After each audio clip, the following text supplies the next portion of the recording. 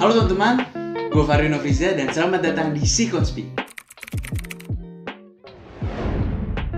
Si Konspi ini apa sih? Si Konspi ini adalah salah satu segmen dari channel Si Project yang bakal ngebahas tentang teori-teori konspirasi dari dalam maupun dari luar negeri dan beberapa kejadian yang sampai saat ini masih dipertanyakan kejelasannya. Nah, buat kalian semua, pernyataan yang gue sampaikan di sini itu berdasarkan opini gue dan tim. Jadi buat yang tersinggung tahan dulu ya. Maksudnya ini gue cuman opini gue lah. Nah, di episode perdana kali ini gue bakal ngebahas apa sih? Gue bakal ngebahas salah satu tokoh yang terkenal akan kontroversinya. Nah, tokoh ini berasal dari Libya. Lu pasti udah tahu dong. Nah, ini dia, Muammar Gaddafi. Muhammad Abu Minyar Gaddafi atau yang biasa kita kenal Muammar Gaddafi. Dia lahir di kota Sirte, daerah gurun Tripolitania. Dia itu berasal dari keluarga cukup miskin dan berasal dari suku yang tertinggal, yang gak dianggap lah keberadaannya. Nah, Gaddafi ini lahir pada saat Libya sedang dijajah oleh bangsa Italia. Nah, mungkin di sini nih karakter keras si Gaddafi, ya nggak sih, kebentuk. Mungkin dari dendam pribadi. Oh ya, buat informasi, jadi kakeknya Gaddafi ini salah satu korban dari dari keberingasan lah dari bangsa Italia itu sendiri. Nah, Gaddafi ini latar belakang pendidikannya gimana sih? Nah, Gaddafi ini mulanya mengenyam pendidikan agama di salah satu ulama. Nah, gak berlangsung lama dia keluar dan masuk ke salah satu sekolah dasar. Nah, kata ayahnya bakal bekerja keras untuk apapun demi kepentingan pendidikan si Gaddafi ini sendiri. Soalnya pada saat itu Libya tuh nggak gratis pendidikannya. Nah, akhirnya selang beberapa lama ayahnya mendapatkan pekerjaan sebagai pengabdi kepada kepala suku. Nah, disitulah Gaddafi akhirnya masuk ke sekolah menengah. Dan nih teman-temannya juga udah pada tahu nih, ini Gaddafi kayaknya orang pinter nih. Suatu saat bakal jadi kayak orang-orang penting lah. Sampai temennya bilang, lu kayaknya bakal jadi ini deh, kepala pemerintahan gitu, atau enggak jadi jabatan apalah gitu. Dan akhirnya itu kesampaian. Akhirnya Gaddafi, pokoknya bentar gue ceritain. Gaddafi sempat mengambil jurusan sejarah di Universitas Libya sebelum akhirnya keluar untuk bergabung bersama Akademi Militer. Bentar. Panas banget anjir. Asli.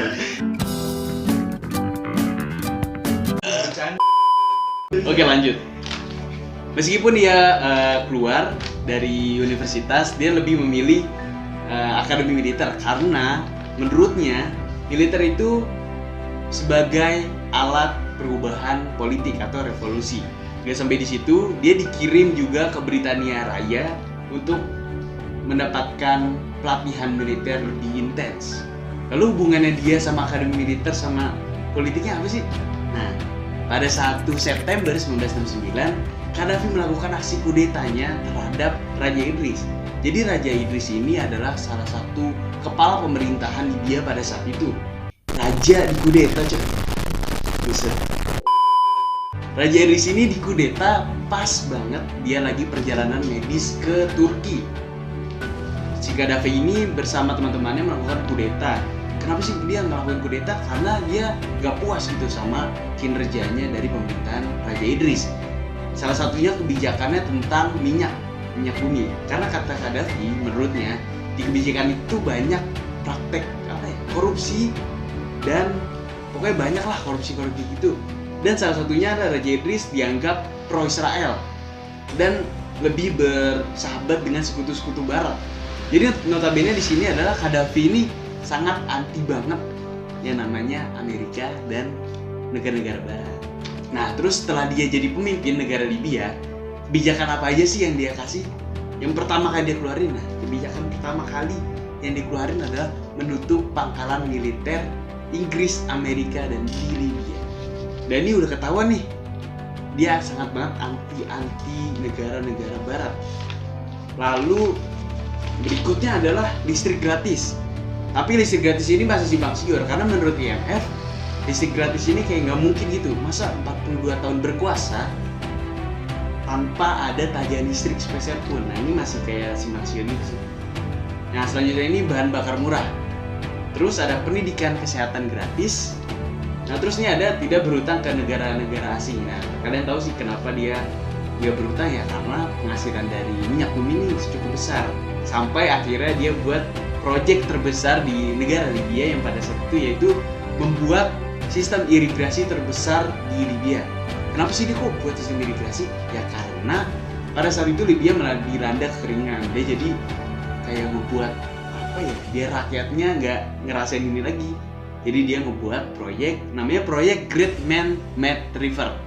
Lalu yang berikutnya itu dia adalah rencana dia menjadikan dinar emas sebagai sebagai mata uang internasional yang dimulai dari negara Arab.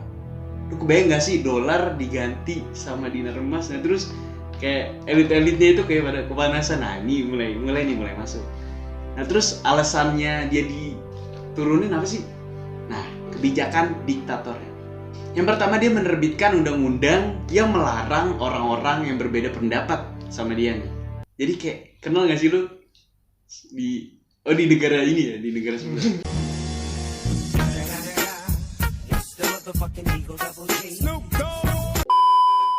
Oke, dia jadi ngeluarin undang-undang yang mengkriminalisasi perbedaan pendapat. Jadi itu dia ngelarang semua partai politik atau oposisi itu dilarang sama dia. Bahkan salah satu portal media itu nemuin video di mana mahasiswa digantung di lapangan basket, cuy. Anjir, di lapangan basket digantung karena perbedaan pendapat. Anjir nih. Gak tau ini bener apa enggak ya, mungkin ini framing media gak ada yang tahu kan. Nah, terus pada 1970 Gaddafi mengusir orang-orang Italia dari Libya. Terus dia ngusir juga komunitas-komunitas Yahudi di Libya. Ini dia bener-bener kayak ini ya, kayak kesel banget dah bawaannya sama negara-negara kayak gitu. Lalu Gaddafi juga menuju keluarga dan teman-teman terdekatnya untuk mengisi pemerintahan yang dia kepalai. Ini kayak persis banget gak sih kayak Hey, that's pretty good. Lanjut. Nah, Libya juga dianggap berperan besar di beberapa kejadian aksi teroris. Nah, salah satunya pada 1986 kasus pemboman di klub Berlin Barat yang menewaskan dua orang warga negara Amerika Serikat dan pesawat, kalau nggak salah itu pesawat diledakin dan menewaskan banyak banget 170 penumpang di Skotlandia.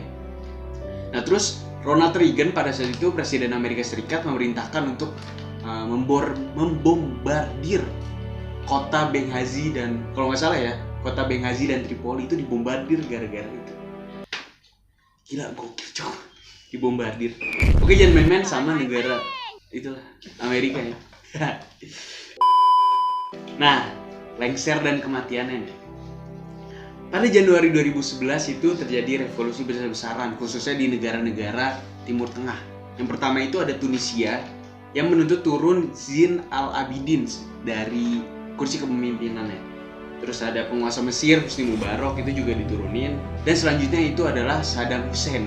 Lu tau gak sih Saddam Hussein itu kayak bener-bener orang yang nentang Amerika. Dia itu berasal dari negara Irak. Nah itu dia juga diturunin. Nah kebetulan juga karena teman-teman yang pada diturunin, si Gaddafi ikut diturunin. Aksi demo pecah di kota Benghazi dan menyebar di seluruh Libya. Gaddafi bereaksi dengan menggunakan kekuatannya. Jadi tuh loyalisnya itu dipaksa untuk membela dia. Jadi itu perang lah antara oposisi sama loyalis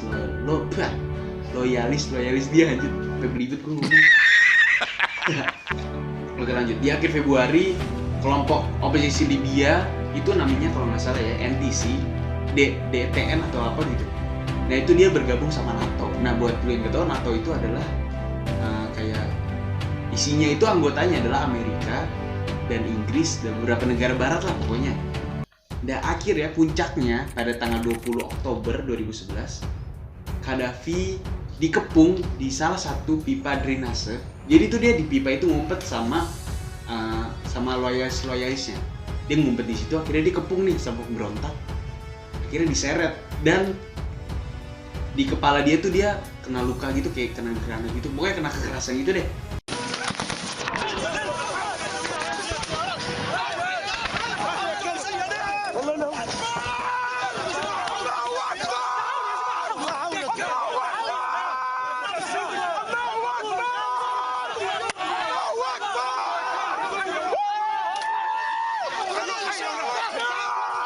Nah, di salah satu video ponsel ditemukan aksi kekerasan yang diterima oleh Qaddafi. Apa sih kekerasannya? Jadi, jadi katanya anusnya si Qaddafi itu ditusuk pakai itu, Cok. Antara pakai pedang atau pakai apa? Oke, ditusuk gitu deh, katanya ditusuk. Dan itu masih kayak simpang siur juga sih, dan katanya kayak gitu. Jadi BBC, portal media. Jadi itu dia nge-interview salah satu komandan tentara yang ada di TKP. Jadi itu tentara komandan itu bertujuan melindungi Qaddafi atau menangkap Qaddafi dalam keadaan hidup. Tapi sangat disayangkan dia menangkap dalam keadaan tewas, yaitu kepala itu ketembak. Jadi sampai di rumah sakit Qaddafi itu udah meninggal. Anjrit, serem juga ya? Serem anjrit ya. Gitu.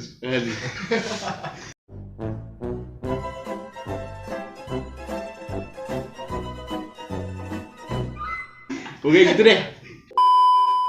Nah setelah meninggal nih sampai saat ini kuburan Qaddafi itu masih dirahasiakan. Kayak kenapa gitu, kayak dirahasiain anjir.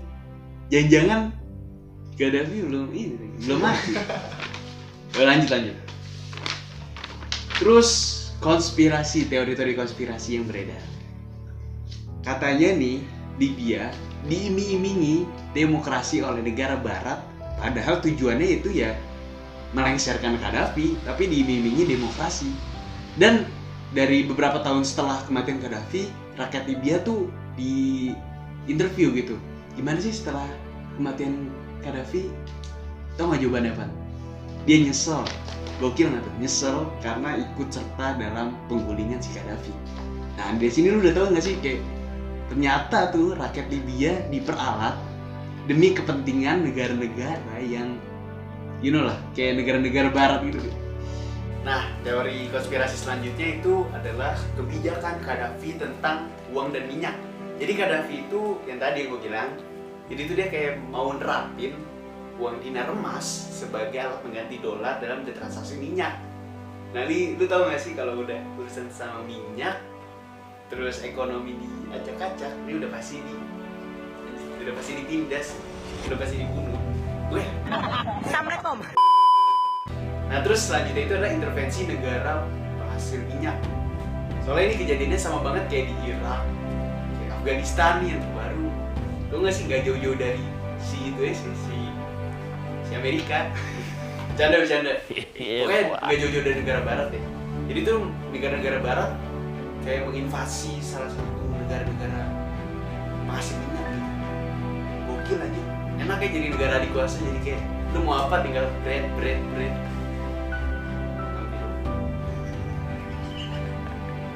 Terus sampai sekarang yang gue bertanyain adalah pemakaman Qaddafi tuh sampai sekarang dirahasiain tuh gara-gara buat apa gitu. Kayak gak ada kepentingan lain itu, kayak aneh aja gitu sih. Tiba-tiba pemakaman Qaddafi dirahasiakan karena takut dipuja-puja. Oke lah itu masuk akal, tapi kayak entah kenapa gitu, kayak aneh gitu. Aneh lah pokoknya kalau lu punya kayak tentang ini pemakaman, teori pemakaman yang dirahasiain, lu boleh banget isi kolom komentar di bawah. Boleh banget. Nah terus beberapa orang juga kayak ngasih opini dia kayak gini nih, salah satunya dengan topi diktator karena sudah menjabat dari 42 tahun lebih, maka disusunlah misi penggulingan Qaddafi. Lihat ada peluang dia buat menggulingin Qaddafi, terus dia iming-imingi demokrasi, padahal tujuannya adalah menggulingkan Qaddafi, yang malah justru sampai saat ini demokrasi itu nggak ada. Tapi sekarang tuh Libya tuh buat informasi lu semua, jadi itu buat informasi lu semua, Libya sampai saat ini tuh masih perang saudara. Mungkin kan? Nah jadi katanya gini, pasukan yang untuk membantu atas nama kemanusiaan justru mengorbankan kemanusiaan juga. Kayak aneh gak sih? Fuck banget sebenarnya. Oh Allah the Almighty. Salah ngomong gue. Selesai. Nah itu dia fakta-fakta yang gue kasih ke lu dan teori-teori yang gue kasih ke lu. Ya sekedar ini aja sih, sekedar apa ya? Gue kasih opini gue yang gak lebih gak. Pokoknya jangan terlalu dianggap serius deh. Dan buat lu juga yang punya teori-teori atau mau request pembahasan yang lainnya bisa banget isi di kolom komentar di bawah nih. Di bawah. Ya di atas mah. Ini tombol search aja. Kenapa sih gak boleh? Di bawah dah, pokoknya di bawah. Buat lu semua yang nonton, jangan lupa like, subscribe ke channel ini. Karena kalau lu nggak subscribe, gua makan apa? Canda. By the way, Baswe nih terakhir, jangan lupa pakai masker buat lu nih. Jangan lupa pakai masker, jangan lupa cuci tangan, jangan lupa jaga jarak nih. Nih jaga jarak lu, jangan. Pokoknya itu deh, pokoknya yang penting jangan lupa pakai masker, jangan lupa cuci tangan dan jaga jarak karena kesehatan itu nomor 1. Ingat pesan ibu. Oke, sekian itu mungkin